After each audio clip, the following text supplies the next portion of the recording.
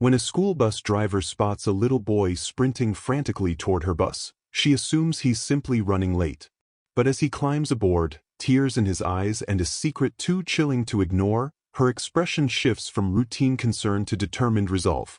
Before we dive into this powerful story, let us know where you're watching from and if you believe in standing up for the vulnerable. Be sure to like, subscribe, and hit that notification bell for more inspiring tales. Linda Alvarez eased her yellow school bus along the frost-crisp suburban street, her breath visible in the early winter light. In her early 50s, with kind, steady eyes and a streak of silver running through her jet-black hair, she had long prided herself on being more than just a bus driver. She was a guardian for the children under her care.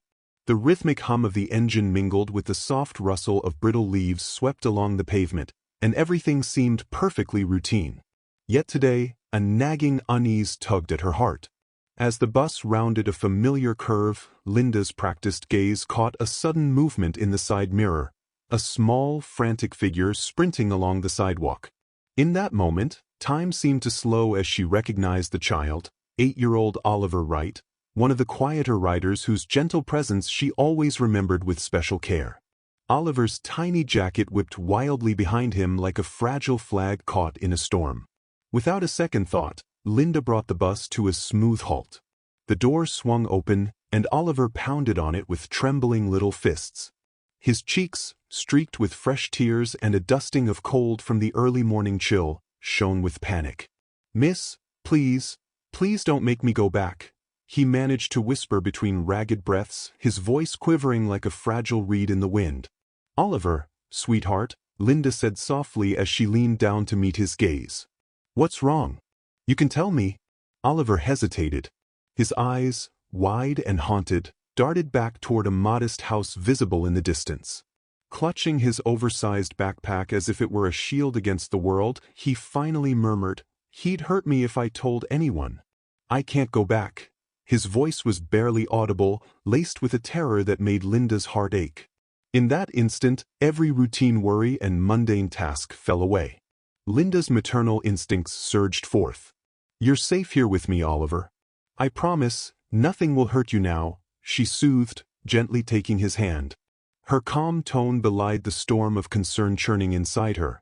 She knelt beside him, offering a quiet reassurance that seemed to momentarily suspend the harsh realities of his world.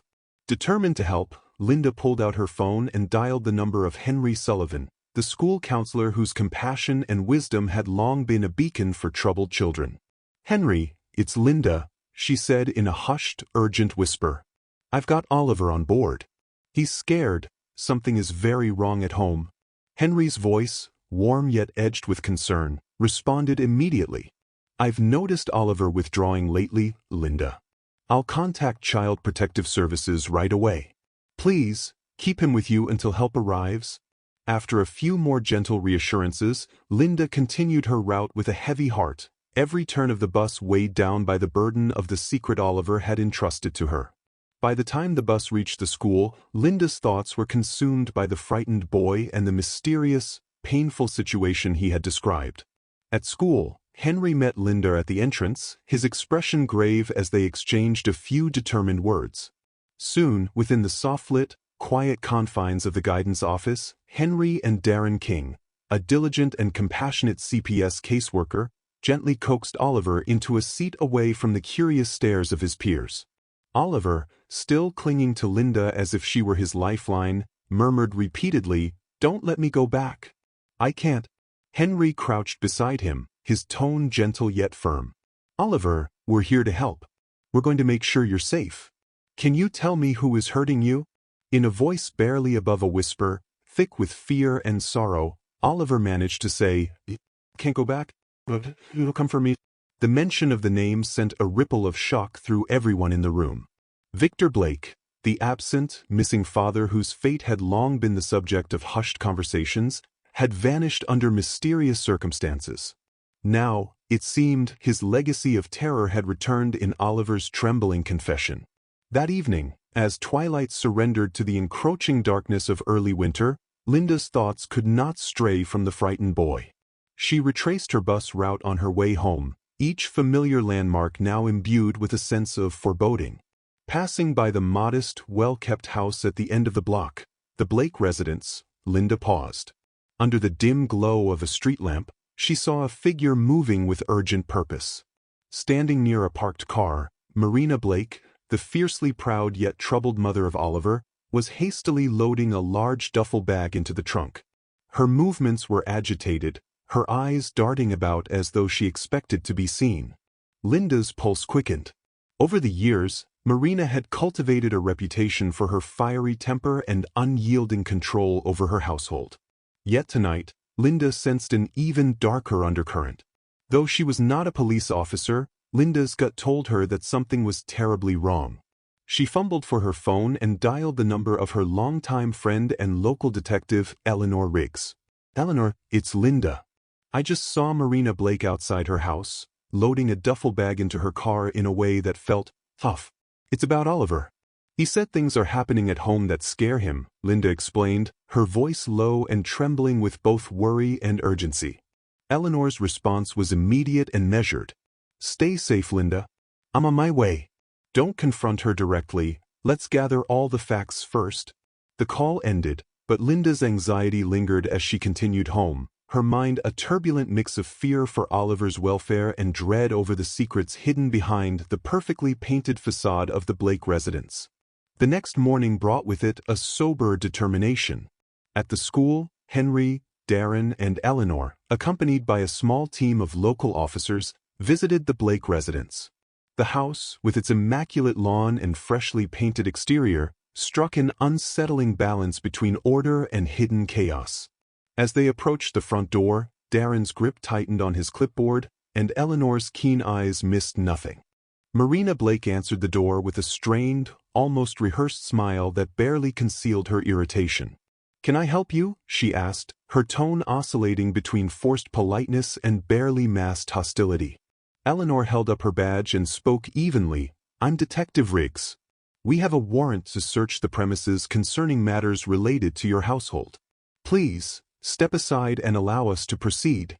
Marina's eyes flashed with defiance, but she stepped aside. Inside, the atmosphere was as unnervingly pristine as the exterior suggested.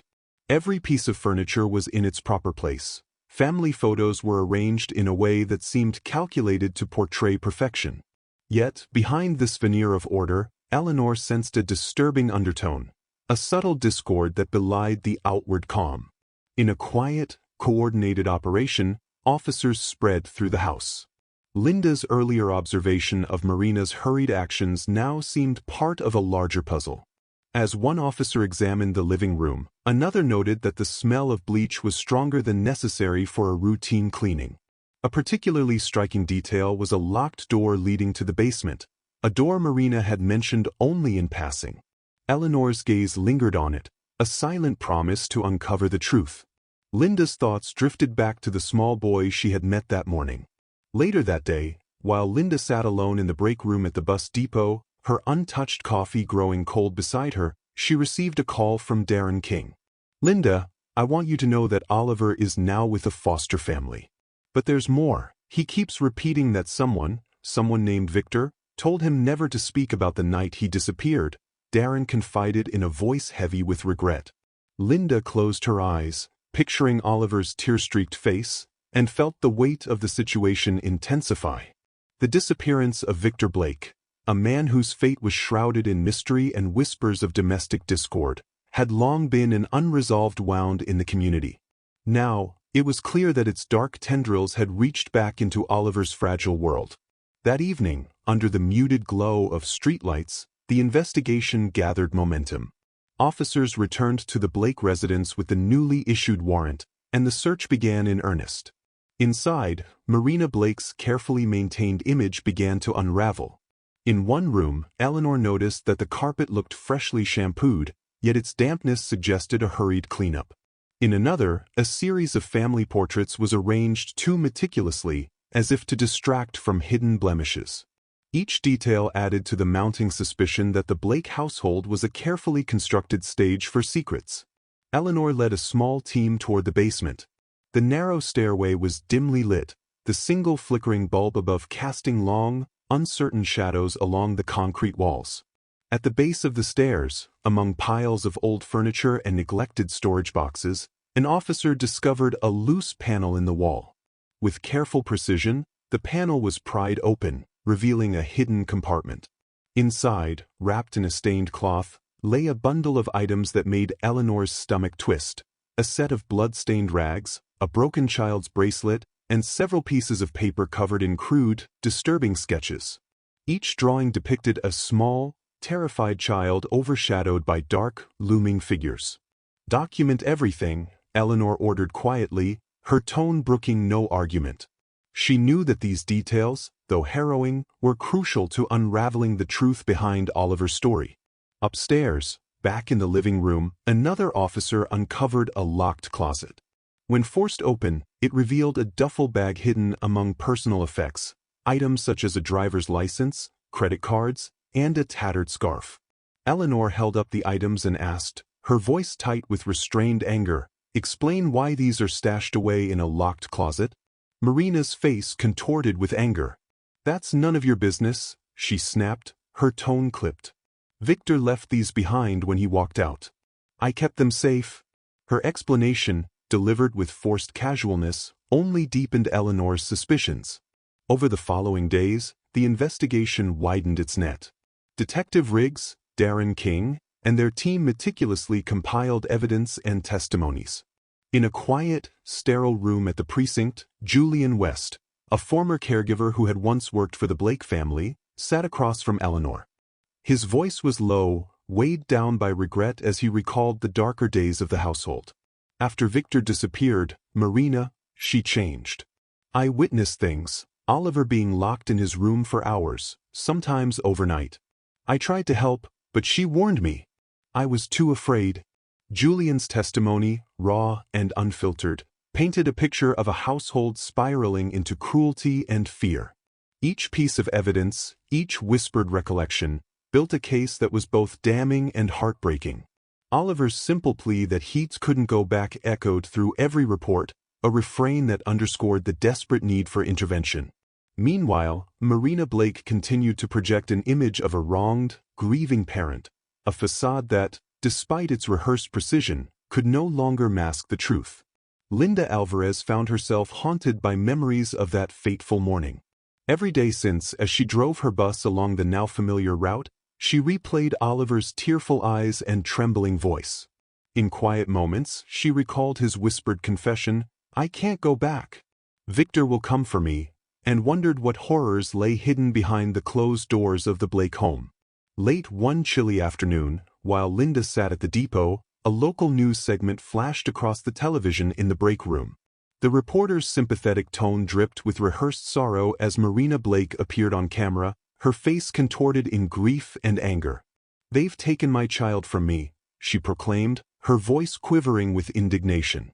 "And that meddling bus driver, always prying where she shouldn't. She's ruining my family." Linda's blood ran cold as she watched, her heart aching for Oliver.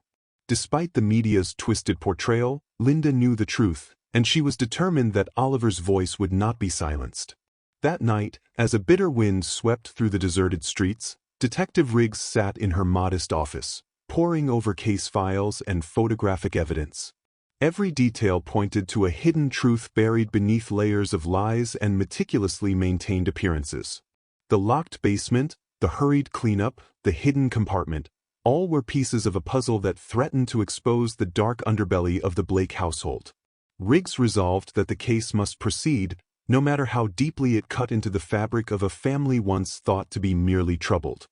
As the investigation advanced, Linda continued to check in on Oliver, now temporarily placed in a caring foster home under the watchful eye of Mr. Gregory Stone, a gentle and devoted man known for his unwavering kindness.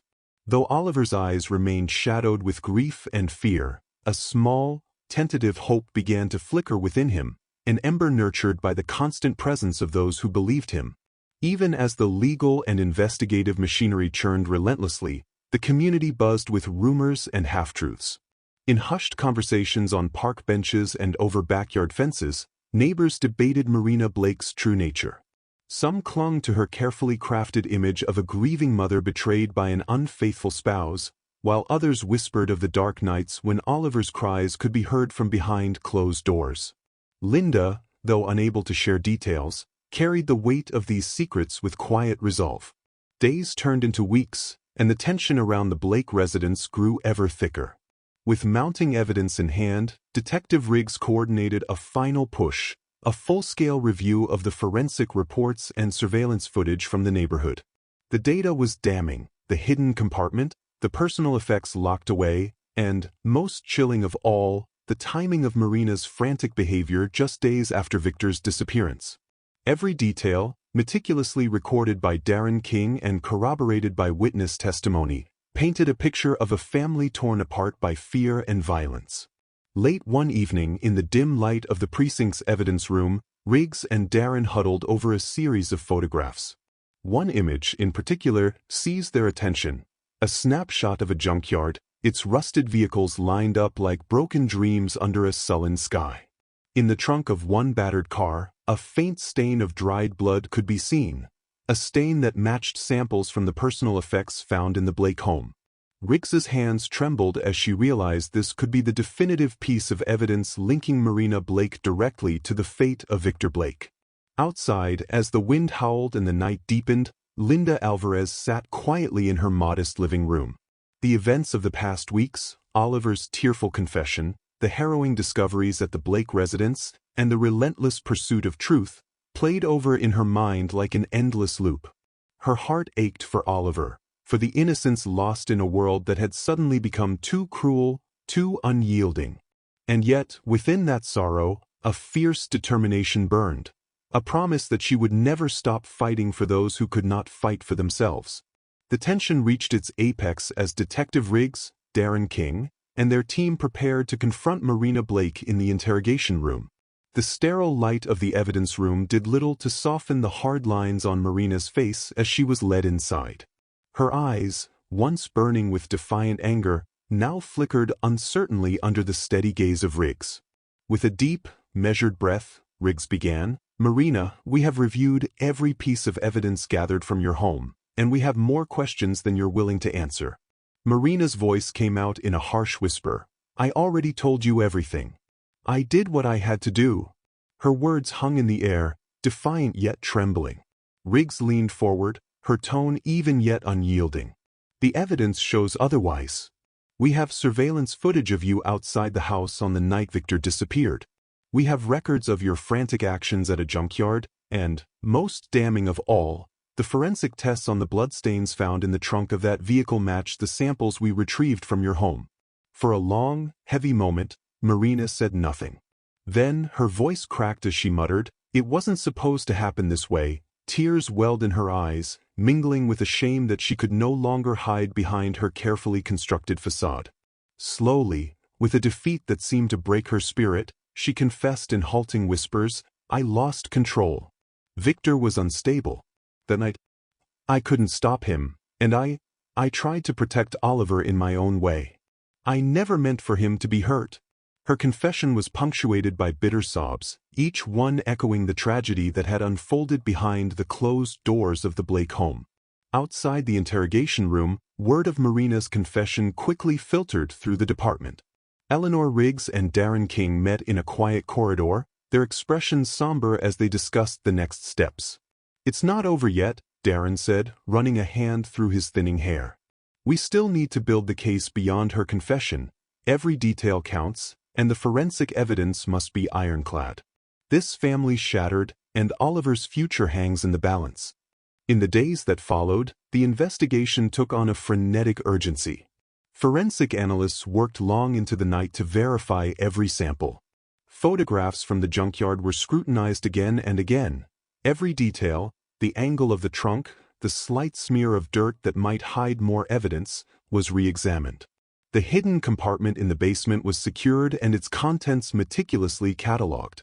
The broken child's bracelet and the crudely drawn sketches became central to the prosecution's narrative, each stroke and smear painted as a testament to the terror Oliver had endured. Meanwhile, the courtroom began to fill with a somber crowd. Neighbors and community members, many of whom had whispered their suspicions in hushed tones, now gathered to witness the trial of Marina Blake. Oliver, though still young, was seated behind a protective partition, his small hands clutching a faded stuffed bear. His wide eyes followed every movement in the courtroom, absorbing details he might never fully understand. Linda Alvarez, who had once driven him safely on the bus, sat in the gallery with a determined look, her heart pounding for the boy's future. The trial commenced with the prosecution laying out a detailed timeline that wove together witness testimony, forensic reports, and Marina's own increasingly conflicted statements. Eleanor Riggs took the stand first, her testimony clear and resolute as she recounted the evidence collected at the Blake residence. Each piece of evidence, from the concealed compartment to the personal effects in that duffel bag, confirms that this was not a case of simple neglect or misunderstanding. There was deliberate action taken to hide the truth, she explained, her voice steady despite the gravity of her words. Julian West, the former caregiver whose recollections of Marina's abusive discipline sent chills through the courtroom, described the dark transformation that had overtaken the Blake household after Victor's disappearance. I tried to intervene once, but she warned me in no uncertain terms that any meddling would result in dire consequences, Julian said softly, his eyes dark with the memory of past horrors. His testimony was met with sympathetic murmurs from the jury and the audience alike. As the prosecution built its case, the defense sought to undermine the credibility of every witness. Victoria Slater, Marina's aggressive attorney known for her cutting remarks and sharp retorts, argued that the investigation had been tainted by personal bias. "My client is a grieving mother," she declared in a measured tone. "Yes, the evidence is damning, but what of the pressures placed on her by a society quick to judge without understanding? My client acted out of a desperate desire to protect her son." Her words, delivered with practiced conviction, were met by a mixture of skeptical glances and empathetic sighs from the gallery. The tension in the courtroom reached a fever pitch when the forensic analyst, Lisa Grant, took the stand. With quiet authority, she presented the results of the blood analysis, her voice echoing slightly in the hushed room. The blood found on the duffel bag and in the trunk of the junkyard vehicle matches the samples taken from the Blake residence and is consistent with the victim's profile. This, combined with the timing of Marina's frantic behavior and the subsequent confession, leaves little room for alternative explanations. The silence that followed her statement was almost palpable, every person in the room understanding the weight of her testimony. During cross-examination, Victoria Slater tried to cast doubt on every detail, but the prosecution's evidence was overwhelming.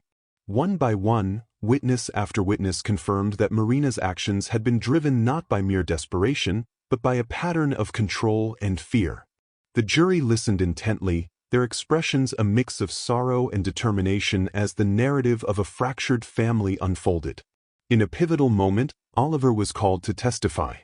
Though his voice was small and his hands shook as he gripped his stuffed bear, his testimony cut through the courtroom like a shard of truth. "I remember that night. I remember how scared I was," he said softly, his eyes glistening with unshed tears. "I was told never to talk about it. I was told that if I did, something bad would happen." His words, delivered with a raw honesty that belied his age, painted a heartbreaking picture of abuse and terror. Even as the defense attempted to question his memory, Oliver's quiet resolve spoke volumes. Outside the courtroom, Linda Alvarez remained a steadfast presence in Oliver's life. She would visit him at his foster placement, where Mr. Gregory Stone provided a safe and nurturing environment. In the gentle glow of a foster home filled with the aroma of freshly baked cookies and soft laughter, Oliver began to tentatively smile, a small, hopeful light amid the darkness of his past. "I feel safe now," he confided to Linda during one of their visits, his voice barely a whisper yet imbued with a fragile strength. "I know someone cares." The days of the trial were long and arduous. Every session in the courtroom seemed to stretch into an eternity as evidence was presented, testimonies given, and hearts broken with every revelation. Yet, the steady march of justice finally reached its climax when the jury, after 3 tense days of deliberation, returned with a verdict. In a hushed moment that felt as though the entire courtroom held its breath, the foreman declared, "We find Marina Blake guilty of second-degree murder and child endangerment." A collective sigh of relief mingled with sorrow rippled through the room. For Oliver, who had borne the burden of silence and fear for far too long, the verdict was a promise of a safer tomorrow. Linda watched through blurred eyes, knowing that while the pain of the past could never be entirely erased, the future now held a glimmer of hope. In the weeks that followed the trial, Marina was sentenced to life imprisonment without the possibility of parole. The community, once divided by whispers and rumors, slowly began to accept the hard-won truth that had emerged from the darkness. Detective Riggs, Darren King, and the rest of the investigative team continued their work, ensuring that every detail was documented and that the voices of the vulnerable were heard. One crisp morning, as a pale winter sun rose over the town, Oliver found himself standing before a modest gravestone in a quiet cemetery, a place of both mourning and remembrance. In his small hand, he clutched a drawing he had made, a simple sketch of a smiling man and a little boy, the two of them together in happier times. With eyes red from tears yet shining with a hint of healing, Oliver whispered, "I miss you, Dad." Though Victor Blake's fate had been shrouded in mystery and cruelty, this moment marked a turning point, a farewell to the painful memories and the beginning of a healing process. Linda Alvarez, watching from a respectful distance, felt her heart swell with both sorrow and hope. She knew that Oliver's road to recovery would be long and fraught with challenges, but every small step he took was a victory against the shadows of his past. Mr. Gregory Stone, a quiet but steadfast figure, continued to provide Oliver with the stability and care that had been missing for so long, offering him a home filled with understanding and warmth. As Oliver slowly began to open up about his experiences, sometimes in quiet conversations over hot cocoa, other times through timid smiles and a well-worn stuffed bear, the community rallied around him. Neighbors, teachers, and even those who had once whispered about the Blake family came together to support the boy, determined that his future would be brighter than the darkness that had once consumed his home. For Linda, every day behind the wheel of her bus was now imbued with a renewed sense of purpose. Each morning, as she navigated the familiar streets, she remembered the power of a single act of kindness, the simple decision to stop and listen. It was a reminder that compassion could bridge even the deepest divides and that by standing up for the vulnerable, one person could spark a chain reaction of hope and healing. In the quiet hours of a late afternoon, as Linda drove home along the tree-lined streets dusted with frost, she caught a glimpse of a familiar silhouette in her rearview mirror, a small figure, no longer frantic, but waving shyly from a nearby park. Linda's heart lifted as she recognized Oliver, now a little more secure in himself, smiling gently in the fading light. He ran up to her bus and gave a small, tentative wave, a silent thank you for a kindness that had forever changed his life. The years that followed brought gradual healing. Oliver, though forever marked by the memories of his past, grew into a resilient and thoughtful young man. With the support of his foster family, dedicated counselors, and the community that refused to let his voice be lost, he began to dream of a future where he could help others overcome their own darkness. Linda Alvarez, too, found solace in knowing that her actions had made a difference. Every child on her bus was a reminder that compassion was not a fleeting gesture but a lasting commitment.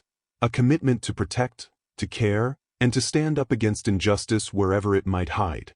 And so, as winter slowly gave way to the gentle promise of spring, the story of Oliver and the tragic downfall of the Blake household became a testament to the quiet power of empathy and the enduring strength of the human spirit. In the echoes of sorrow and the soft murmur of hope, every life touched by darkness was illuminated by the light of compassion, one small act, one brave decision at a time. In the weeks following the trial, the town slowly began to heal. The heavy burden that had settled over the community, born from whispered rumors and the terror hidden behind the closed doors of the Blake residence, was gradually lifted by the steady, persistent light of truth and compassion. Detective Eleanor Riggs and Darren King worked tirelessly to complete the final details of the case file, ensuring that every piece of evidence was preserved for future reference, and that Oliver's testimony would remain a cornerstone for preventing similar tragedies in the future. Linda Alvarez continued her daily rounds, her yellow bus now a moving symbol of hope and quiet resolve. Each morning, as she navigated the familiar streets dusted with the soft remnants of winter, Linda recalled the fateful day when she had stopped the bus for a frightened boy. That single act of kindness had set in motion a chain of events that brought justice to a broken family and restored the safety of an innocent child. Now, when Linda caught a glimpse of Oliver, no longer a cowering figure in the shadows but a young soul gradually reclaiming his light, she felt both pride and a deep, bittersweet sorrow for all that had been lost and for the scars that time might never entirely erase. At his foster home, Mr. Gregory Stone ensured that Oliver's world was filled with warmth and care. The home was modest yet welcoming, with soft light filtering through lace curtains and the comforting aroma of home-cooked meals wafting through the halls. Teachers and counselors worked alongside Mr. Stone, each determined to help Oliver regain the trust and joy that had been stolen from him. Slowly, Oliver began to engage in small acts of courage, quietly participating in class, drawing pictures that spoke of both pain and hope, and, most significantly, opening up to his foster family about his memories, his fears, and the occasional glimmers of happiness he found in unexpected moments. One chilly afternoon, a few months after the trial, Oliver sat at a small wooden table in the foster home's sunlit kitchen. With Mr. Stone and a gentle counselor by his side, he carefully traced the lines of a drawing he had made. A drawing of a garden in bloom, with a bright sun overhead and a little boy, smiling, running freely among vibrant flowers. As he described the scene in a quiet voice, his eyes shone with a mixture of longing and determination. "I want to plant a garden in my heart," he explained, "so that every time I feel scared or alone, I can remember that there's always light after the darkness." The counselor smiled and patted his hand, assuring him that his feelings were valid and that his dreams were worth nurturing. In that small moment, the promise of healing and growth took root. Meanwhile, the courtroom drama faded into the annals of local history, but its impact lingered. Marina Blake's conviction and subsequent sentencing had been a turning point for many in the community. The case became a somber reminder that beneath the surface of even the most polished lives, darkness might hide, and that the vigilance of compassionate souls was the only barrier against its spread. Detective Riggs continued to work on other cases, but she never forgot the Blake investigation. Every time she passed by a quiet neighborhood or saw a child smile, she remembered the voices that had cried out in silence, and she renewed her vow to listen, protect, and serve. At a community memorial held in the local park, organized not as a celebration of tragedy but as an act of collective healing, neighbors gathered beneath a canopy of budding trees. Soft murmurs of remembrance and gentle words of encouragement filled the air. Photographs and mementos were displayed, each telling a story of resilience. Oliver's drawing, now framed and hung on a community bulletin board, became a symbol of hope. Linda Alvarez, standing at the edge of the gathering, watched as people came together, sharing stories of kindness and offering small acts of support to one another.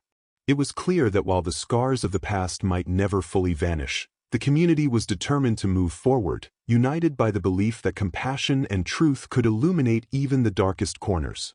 Back at the bus depot, Linda found solace in the simple routines of her day.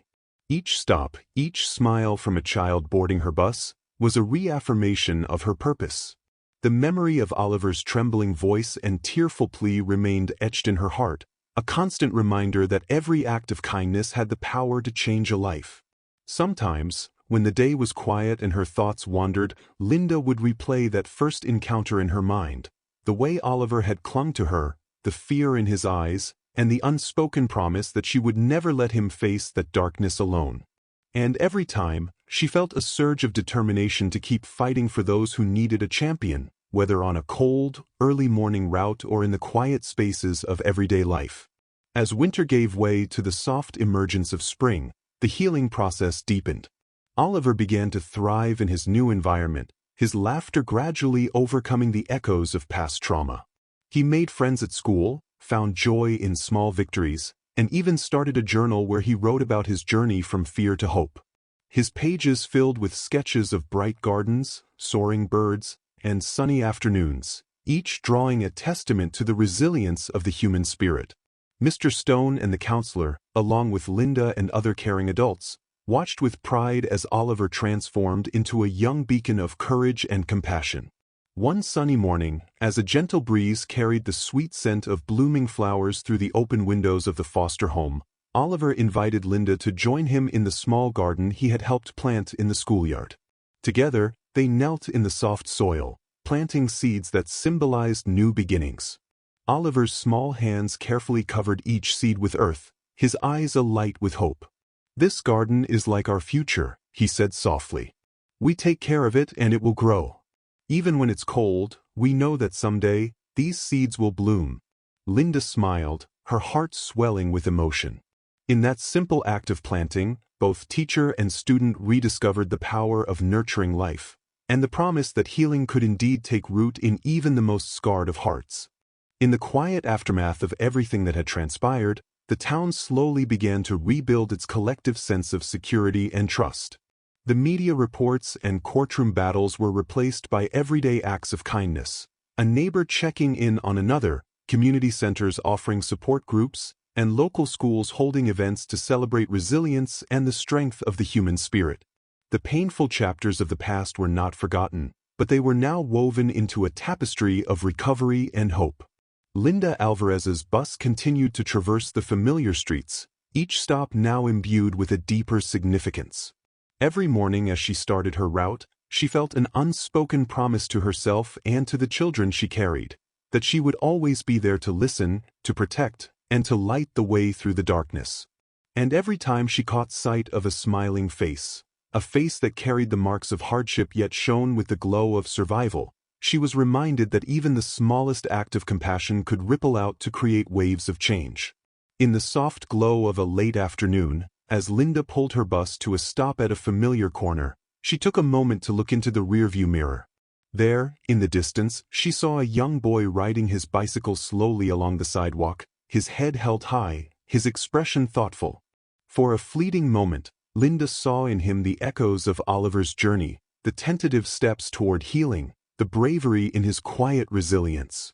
And in that moment, Linda knew that while the path to recovery was long and fraught with challenges, the future was bright with possibility. As dusk fell over the town, the fading light bathed the streets in a gentle, forgiving glow. Linda's thoughts wandered to the countless lives she had touched over the years, and she smiled softly to herself, knowing that every small act of courage, every moment of compassion, was a thread in the larger tapestry of hope. And though the shadows of the past would sometimes creep in, the light of truth, care, and unity would always prevail. In that serene twilight, Linda Alvarez, with her silvered hair and steadfast gaze, understood that while darkness might have once reigned in the corners of a troubled home, the collective strength of a caring community could dispel even the deepest night.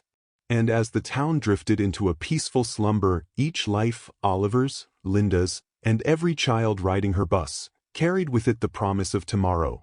A tomorrow where compassion guided every step, where hope was cultivated like a precious garden, and where the scars of the past served as reminders of the power of empathy to transform lives. The journey was far from over, but in the soft cadence of everyday life, in the gentle murmur of caring voices, and in the determined stride of a young boy planting seeds for his future, the legacy of that fateful day endured, a legacy of courage, of truth, and of the quiet, unyielding power of love. Thank you for watching. If this story moved you, please share your thoughts in the comments and give this video a thumbs up. Don't forget to subscribe for more impactful stories of courage and hope. Stay safe, and we'll see you in the next video.